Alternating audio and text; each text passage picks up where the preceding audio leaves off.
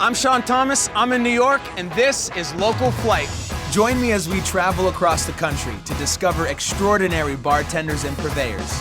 We'll share their stories as they work together to create innovative cocktails using unique local ingredients. In this episode of Local Flight, we're turning up the heat to bring the flavors of New York together in a whole new way.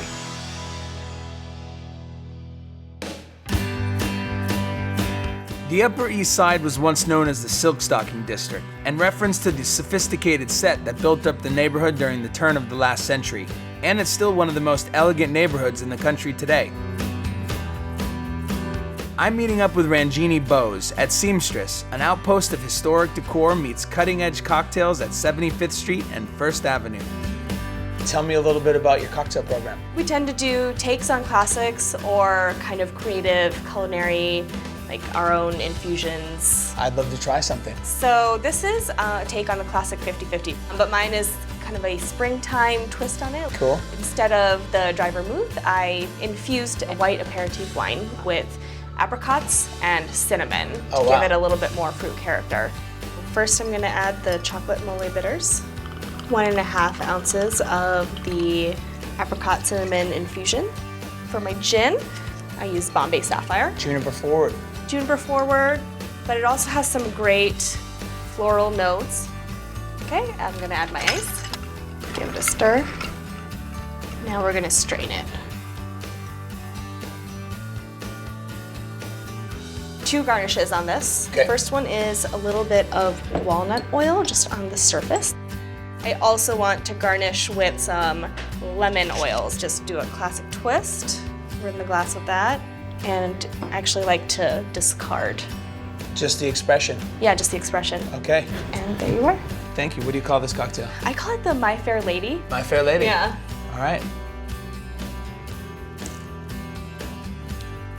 Delicious. When I taste the walnut oil, it brings out more of the cinnamon and a little bit more of that stone fruit from the apricot. So Rangini, where do you draw your inspiration from for your cocktails? I'll actually look up recipes, like dessert recipes or like curry recipes. To get an idea what spices work. And yeah, not even look at cocktails, but look at food. Food, right. Totally. So I'm back in New York, and I'm here because I want to find an unusual ingredient, something that's unique to New York. Well, lately I've been thinking a lot about spice or heat. Sure. And I mean, I think bartenders tend to use like Tabasco or jalapeno whenever that comes up. Yeah. But I mean, I know that there's other types of heat. I'd be curious. A new take on heat. Yeah, a new take on heat, something a little different. Okay, cool.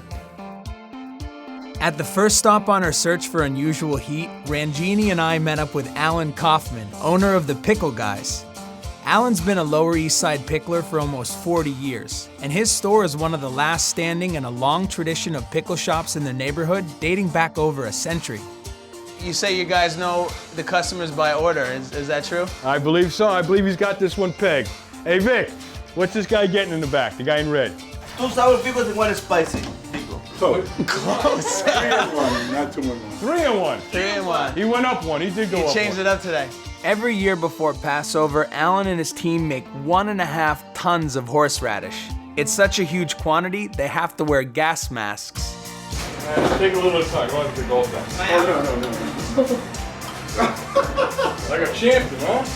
Today, Alan is making a special batch just for us, inside his Essex Street shop. How'd you know it? This is horseradish. Horseradish is a root. It grows in the ground like a carrot. Only the top part sticks out, and there's big flowers up here. So what we're gonna do first, we cut the ends off, and we cut the tops off. And then we're gonna take a peeler, and we peel it down so we get rid of all the skin. Then we're gonna take a hand grater, and we're gonna grate the horseradish just like you would anything else. I'm gonna let one of you guys finish peeling this one, grating this one. I guess I'll go ahead and do it. Okay? I'll set you up for something, young lady. Okay. So we're all doing this together here. This stuff will grow like wildflower. Really? Yeah. Well, the best horseradish comes from St. Louis. St. Louis? Yeah, I think it has to do with the Mississippi mud. One for you. Okay. And here's a little Grate that one up? Yeah. If you want to keep it for a while, there's a simple way of doing it. Take a little bit of salt, a little bit of water, and a dash of apple cider vinegar. So once you get that going, you just pour a little bit in there, and you're gonna mix it up. And you want to get the consistency of mashed potatoes. If you want to use the red, same thing, except you use beets, and you add a little beet juice to it. Slight taste from Slight the little taste, bit like of vegetalness it'll from taste the a little, beet. it'll taste a little earthy. Yeah. And you guys want to try some? Yeah, I Yes. love it. A little spicy? Yeah. Spicy. Yeah, A little right, heat, you feel it right right there. to the sinuses. Pinch in your nose there. Yeah. Al, I'd love to try some of these pickles. I know Rangini Yeah, definitely. totally. Sour pickles, thank you very much. This is a great pickle. This is so good. It's solid. It's really Can't good. say it without a smile. I can you? know. And it's fun. Pickles are fun. So I got a couple of jars of horseradish here for you guys. Thank you so much. Thank you Thank very you. much. The horseradish is going to give the cocktail a distinctive aromatic kick, but Rangini has one more stop for something a bit more unusual to round it out.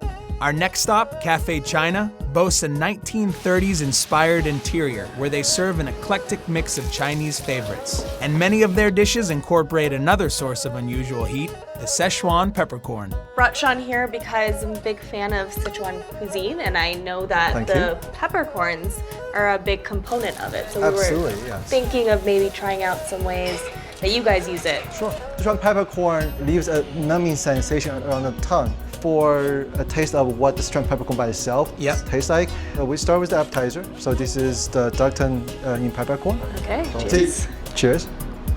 I get the numbing effect right off Yeah. it. It's Right. like, it's subtle, but I see what you mean. It really coats the palate. Right. Mapo tofu is a traditional dish, very popular. It's nice. Yeah, this one's definitely more savory than the duck, but I still do get a little bit of the numbing Right, right, on my right. tongue, just a little bit. And the spice isn't too much. Like, it's Yeah. definitely spicy, but it's not a little manageable. sniffle, but it's manageable for sure. Yeah. Next one, you're gonna make you cry. You think so? Oh, chili pepper. All right, Oh, goodness. All here we right. go. This is called Chungking spicy chicken. Chungking is a big town in Sichuan. Lots of peppers. I can see that. Yeah. I can It's definitely see super flavorful and spicy. that. All right, here goes. All right, here we go. Chungking chicken. And don't forget the spicy chicken. Chungking spicy chicken. Spicy Oh yeah, chicken. I can see why they call it spicy chicken for sure. Do you feel like you have enough here as far as inspiration to play with in your cocktail idea, or? Yeah, I'm getting a lot of ideas from this. Well, we don't sell it, but here's some that we can actually show. Look at that. Oh, look at that. Yeah. Ask and you shall receive. Yeah. All right. Well, I'm just gonna try some Okay. just as is. That's a good idea. Here goes. Oh boy. So like a light floral pepper, not quite as Right. harsh as a black pepper, up front, and then it starts to numb the that, palate. All right. Sichuan peppercorn is not a pepper. It's actually a citrus fruit. Huh. They're so strongly flavored. I think I can take this and extract flavor, do some pretty interesting things with it. Thank you so much. Good night. Thank you. Have a great night. Bye. With our jars of horseradish and box of Szechuan peppercorns, Rangini and I are heading uptown to see what we can do with these two types of exotic heat. So what do you think? I've been thinking with the peppercorns, probably the best way to go is an infusion and just to kind of really extract it into a spirit so we can use that. I think that's a great idea.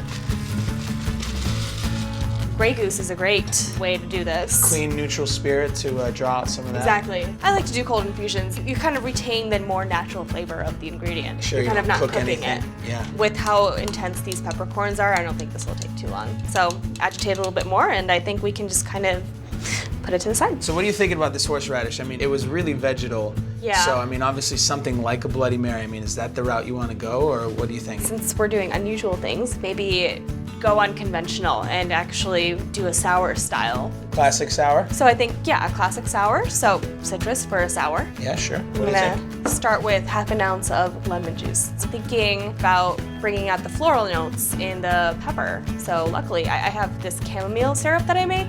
Sounds great. You Right? make it like a tea, like you steep it and then fortify it That's with sugar. exactly how you make it. And then I'm also thinking maybe some Amaro. I love Amaro. Yeah, me too. What's the flavor profile on that one? This one's a little bit lighter bodied, a lot of like green herbal notes to it. We should do a little bit of the horseradish. It's pretty powerful though. I really love the color Okay. of this. All right. And I think the beet could give it an interesting earthiness. And then I think now we're ready to add the vodka. Should we try it? Make sure you like where the We should heat probably level's taste at? it first, yeah. Wow, That's that spicy. actually, yeah, that heated up pretty quick. That did it, I thought it would infuse pretty quickly. So I'm just gonna go ahead and just strain this. So let's just do 2 ounces of that, like a classic, Standard pour. yeah.